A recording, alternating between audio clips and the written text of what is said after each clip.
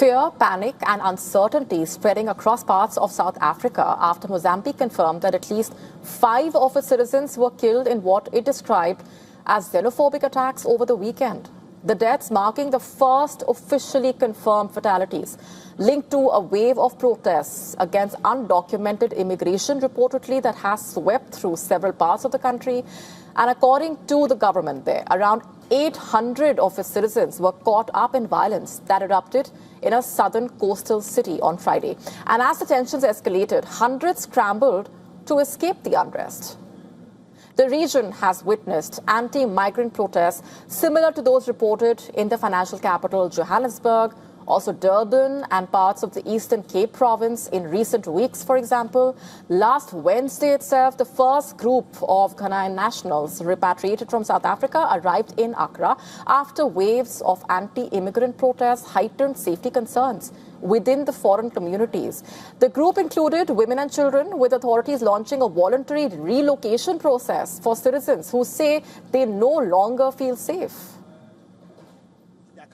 Why do not change their energy to their parliament house? Why not change their energy to their state institution? Why not change their energy to the ordinary Africans? Why not change their energy to those institutions that they feel that they're going to work for them? Immigration are there. So if the immigration failure, what are you going to do? Black South Africans are lost forever.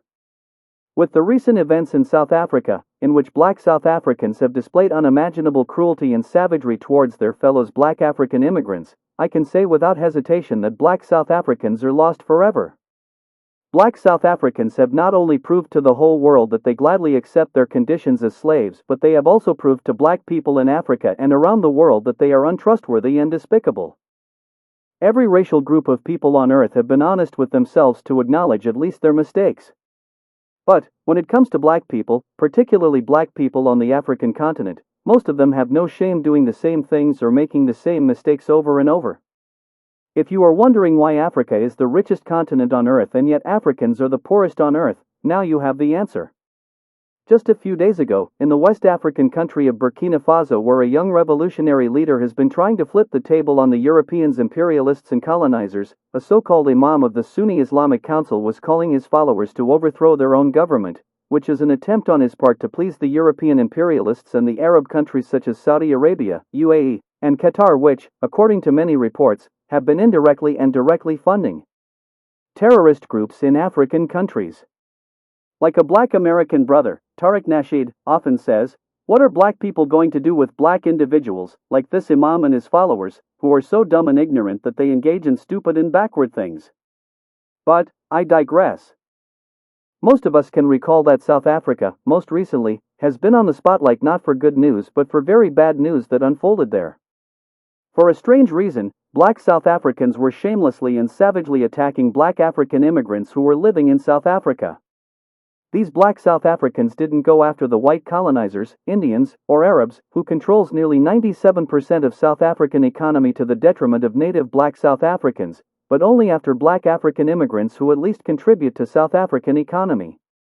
This cruelty or savagery we recently saw on the part of black South Africans towards their fellow black African immigrants stems from an engineered disease European colonizers and imperialists successfully introduced into the mind of black Africans throughout the African continent. All black Africans should know by now that Europeans, as well as Arabs, are not smarter and sneakier than they claim, because Europeans and Arabs have been acting out from the same playbook or doing the same thing for centuries: divide and conquer black people. What has been preventing black African from understanding this simple reality or taking action against the evil activities of Europeans and Arab on the African continent? It is sickening to hear or see, in 21st century, some black Africans who still refuse to understand simple truth about the nature of Europeans and Arabs, or in the worst case, who run interference for their oppressors in hopes of getting some crumbs. As far as the savage and backward behavior of black South Africans towards black African immigrants is concerned, I'm encouraging you listen to this insightful expose by a very bright and eloquent black American or FBA brother named Marquette Devon. Before the first European ship crested the horizon, the Zulu were already a force that commanded the southern African landscape. Under the military genius of Shaka Kassan Zangakona, the Zulu kingdom transformed from a small clan into the most powerful nation in the region. Shaka's reforms were revolutionary. The regiment system, the short stabbing spear, the encircling bullhorn formation. By the 1820s, the Zulu were not simply a tribe, they were an empire. Their identity was forged in discipline, in cattle, in land, and in a deep sense of collective pride that no colonial power would ever fully extinguish. The British came with guns and a strategy older than their empire: divide and then rule. The Anglo-Zulu War of 1879 began as a military campaign but ended as a political dismemberment. After their decisive victory at Ulundi, the British did not simply occupy Zulu territory, they shattered it. The kingdom was carved into 13 separate chieftaincies, each reporting to a different appointed authority, each set against the others in competition for land, cattle, and legitimacy. A unified Zulu nation was a threat. 13 quarreling fragments were manageable. This was not an accident of administration, it was a blueprint. When the National Party came to power in 1948, it inherited the British blueprint and refined it into a science. Apartheid was not merely racial segregation, it was an architecture of identity. The Bantustan system created 10 nominally self-governing homelands, each assigned to a specific ethnic group. KwaZulu was designated for the Zulu people, a patchwork of disconnected territories with no viable economy, no real sovereignty, and no future. The genius of the scheme was that it gave people something to govern, something small, while stripping them of any claim to the whole. Chief Mangosuthu Buthelezi and his Inkatha movement became the acceptable face of Zulu political identity, tolerated by Pretoria, useful to Pretoria, a counterweight to the African National Congress, which demanded not ethnic homelands, but a unified, liberated South Africa. Apartheid's most insidious achievement was the psychological architecture it constructed inside the minds of black South Africans. The regime did not simply separate people by race, it taught people to see themselves through the lens the whites provided. The colored community was granted more rights than black Africans, a wedge deliberately driven between potential allies. Indian South Africans were placed in their own category, their own representative council, and their own separate grievance. Traditional chiefs were recruited as homeland administrators, paid government salaries, and given some authority, and in accepting that authority, they accepted the legitimacy of the system that granted it. Ethnic pride was actively promoted. Be Zulu. Be Sotho. But never, never, be simply black South African. Pan-African solidarity was not just discouraged, it was banned. The ANC was outlawed. The PAC was outlawed. Any movement that asked people to see across ethnic lines was crushed. What remained was a population fragmented into manageable pieces, each told that their real community was their tribe, not their shared condition. By the mid-1980s, the political architecture of apartheid was crumbling, but the security state had one more weapon to deploy. What historians now call the Third Force was a covert operation run by apartheid military and police intelligence. Its purpose was to arm, train, and direct Inkatha fighters against ANC-aligned communities. The massacres that followed in KwaZulu-Natal, in the townships of the Reef, were not spontaneous ethnic violence. They were engineered.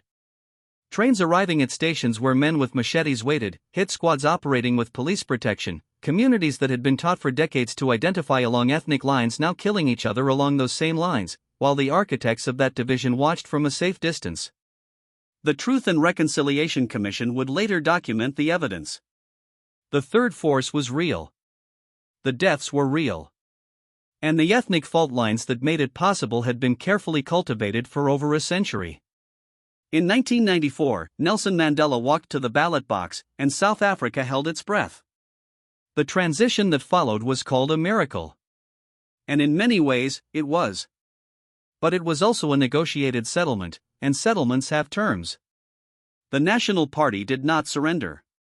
It bargained. There would be no Nuremberg, no tribunal for the architects of apartheid, no criminal accountability for the ministers who signed the orders, the generals who ran the death squads, the judges who upheld the laws. The Truth and Reconciliation Commission offered something different. Amnesty in exchange for full disclosure. Confess what you did and walk free. For victims, it offered testimony and acknowledgement. For perpetrators, it offered impunity. The economic order that made apartheid profitable, the land ownership, the mining rights, the wage structures, the corporate concentration, was never on the table. Property rights were constitutionally protected. The civil service remained largely intact.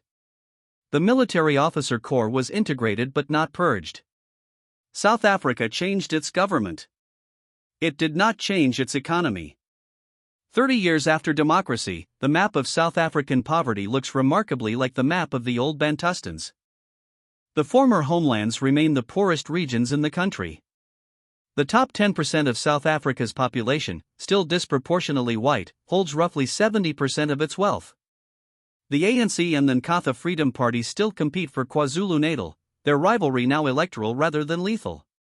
But drawing on the same communities that were set against each other in the 1980s, the grievances that apartheid manufactured, ethnic, regional, economic, were never resolved. They were simply transferred into a democratic framework that lacked the tools, or perhaps the will, to dismantle them. Since 2008, South Africa has experienced waves of xenophobic violence that have shocked the world and confused many who see them.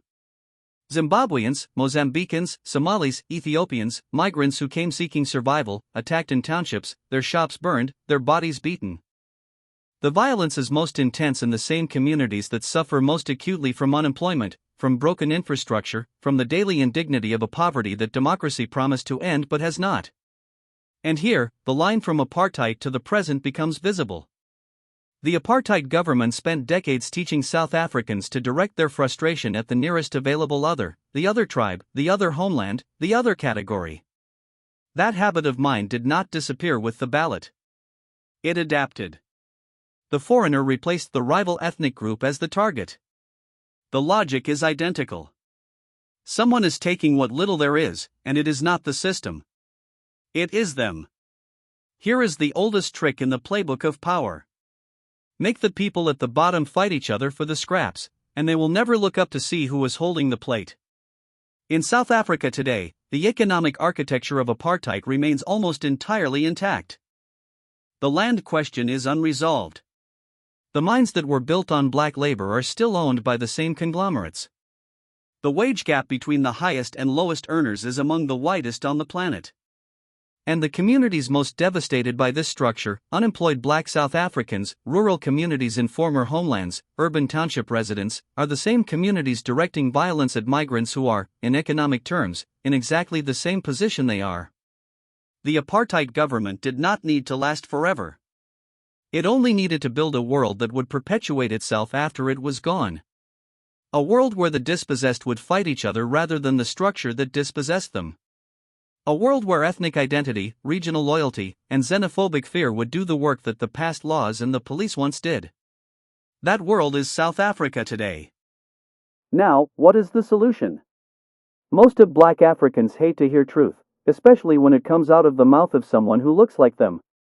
They prefer to hear it out of the mouth of a non-black person.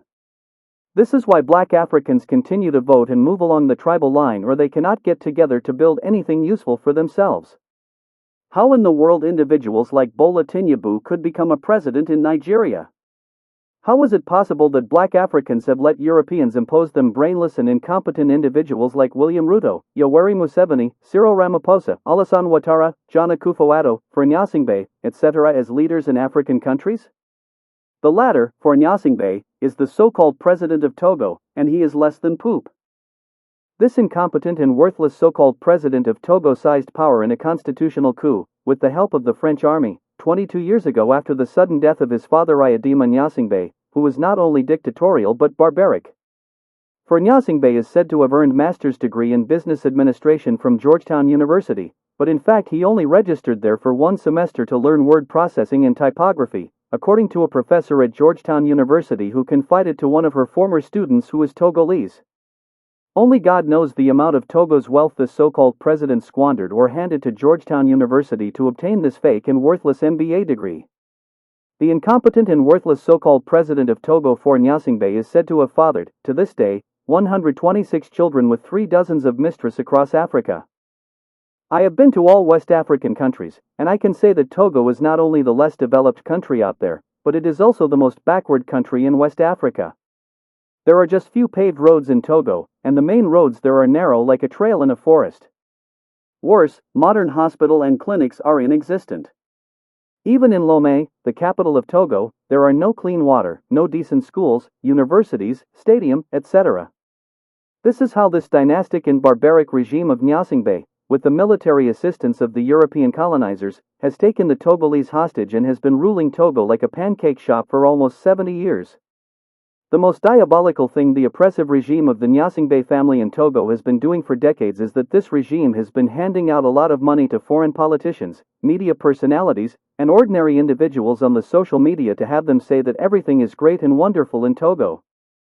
According to many Togolese I have listened to on the social media, the daughter of the incompetent and former Ghanaian president, John Kufuor, is one of 4 Nyasingbe mistresses.